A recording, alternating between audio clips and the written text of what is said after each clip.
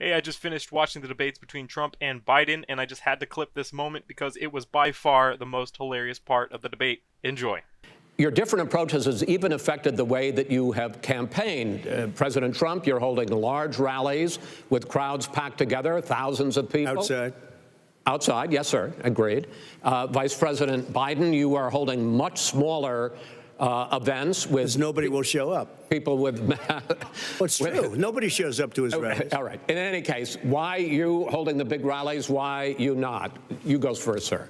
Because people want to hear what I have to say. I mean, but are you not worried great about job as a president, and I'll have 35,000 people show up at airports.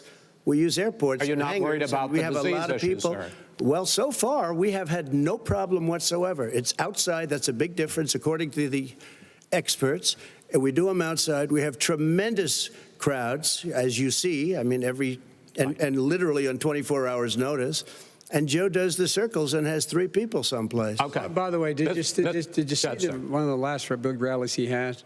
And a reporter came up to him to ask him a question. He said, no, stand back. Put on your mask. Put on a mask. Have you been tested? I'm way far away from those other people. That's what he said. I can't. I'm going to be okay. He's not worried about you. He's not worried about the people out there breathing in one another. We've had no negative effect.